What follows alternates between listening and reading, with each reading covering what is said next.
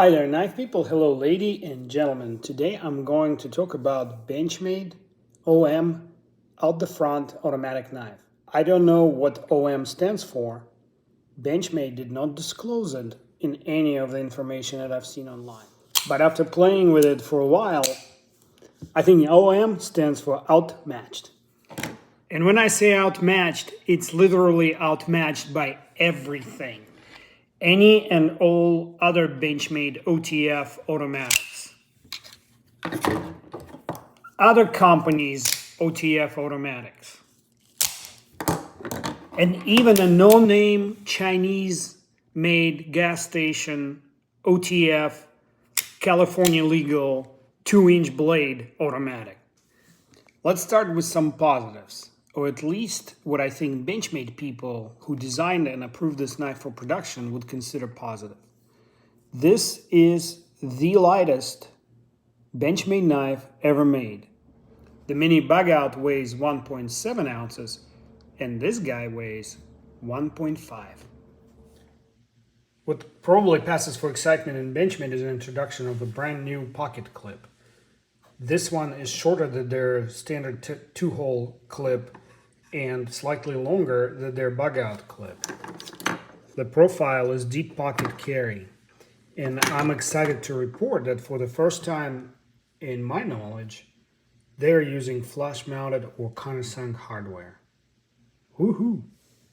I don't know if Benchmade missed the part where you can go to any gas station nowadays and buy this Chinese $20 OTF, which compares favorably to their $300, $340 OutMatched. This is worth diving into. This inexpensive knife has a very pronounced ramp right here, and the serrations are, while not sharp, they're definitely oriented to against where the thumb direction is. And the spring tension builds up consistently and releases easily. That is not the case. Some genius decided that the lever here does not need serrations, and they shaved them off. So while it looks like it's stepped nicely, it's not. And the way the spring builds up compression is you push and it starts out easy enough, but I'm finding I have to really mush my thumb into the lever in order to build up all the way to that very robust, sort of very forceful release. So it's not easy. Not only that, but because the handle is shorter than the normal handle, I find myself applying a lot of pressure with my ring and finger and middle fingers, and it's very uncomfortable even for my medium-sized hand. So miss and miss. And speaking of holding, this sleek, oily finish that they put on it is not conducive to the way how the knife operates. I find myself being very uncomfortable and having to apply extra pressure with all my fingers in order to release this knife. Next, I want to talk about the niche this knife fits in or doesn't fit in. Like I said, the bug out is just a hair heavier, the mini bug out, and it fits just about any EDC roll perfectly. I don't see the need for a skinny blade like this. It is not a great replacement for your CEO style blade, even though it resembles the blade shape significantly. Right? So this is a original or CEO2 from CRKT. So it's not truly meant as a gentleman's knife. It can't be, because when you work in the office environment, you cannot do this. When you want to peel your apple, this is quiet. Even this is not conspicuous. This sound, everybody knows what you're doing in a cubicle farm. So I don't understand why would they propose that. Like, who was sitting there and say, let's make an office knife that nobody in their right mind, unless they work for a knife company, would be able to fiddle with in the office. So if so it would fit a niche of like inconspicuous pocket carry for quick tasks in a polite society, like these old school knives do. But this sound is a detractor in my book. So this is a second 2.5-inch blade that Benchmade released this year. The other one is this full immunity. And first of all, it's made out of a more premium steel. This is S30V and this is M4. And second, it has a lot more utilitarian shape for office use, letter and boxes opening and so forth. And its best advantage over the OutMatched is it's quiet. The chopstick test.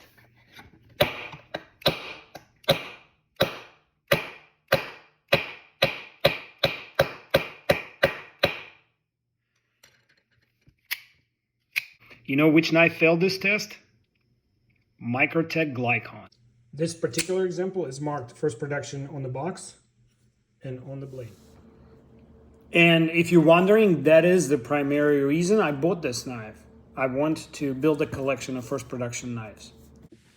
I have to say, even for Benchmade, this edge is rough. It's the roughest Benchmade edge I've ever seen. It does cut though.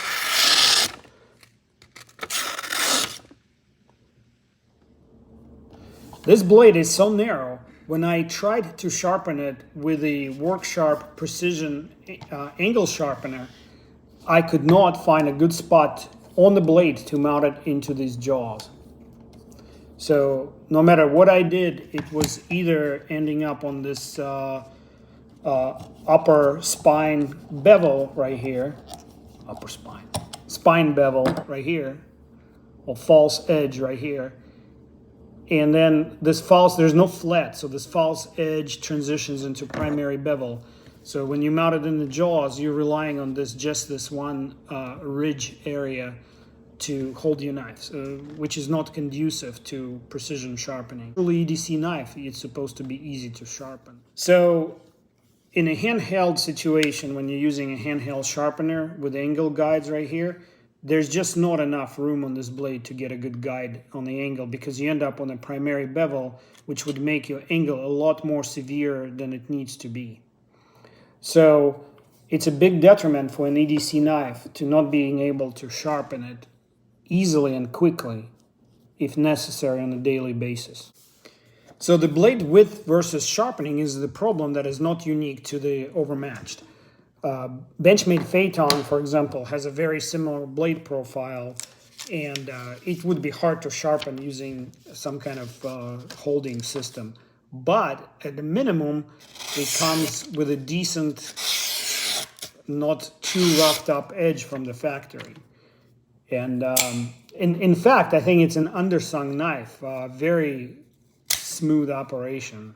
But that should be a topic for a different video, because I don't think I've reviewed it yet. All right, so we're going to wrap it up now. Let's sum up, starting with the positives. Lightweight and new pocket clip and a flush-mounted or countersunk hardware.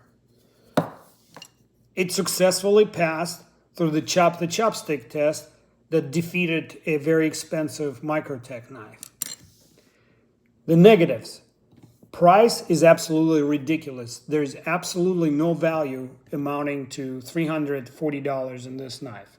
Even though I paid $240 for it, I still think I overpaid by about $100. Completely lackluster ergonomics. There is nothing in this grip shape that facilitates holding on to a tiny, short OTF, neither when deploying or retracting it, nor when actually using it. Did I mention how rough the edge is?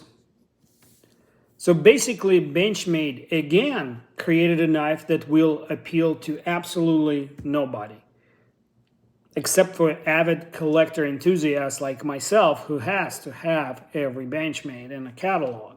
Anyway, the materials are super basic: billet aluminum, S30V steel, stainless clip. The construction quality is okay, average, I would say. The ergonomic is horrible. I can say that. The operation of the button, see how I had to squeeze with two hands? It's hard to do with one hand. You have to be very forceful and in a stressful situation. So if this knife has any kind of self-defense connotation, forget about it. In a stressful situation, you will miss opening this knife. Benchmade, thank you for creating an instant collectible. My prediction is nobody will buy these knives, and you will discontinue it within a year, making this an instant collectible. And thank you for not explaining what OM stands for. Operational mission, other mother, you know what?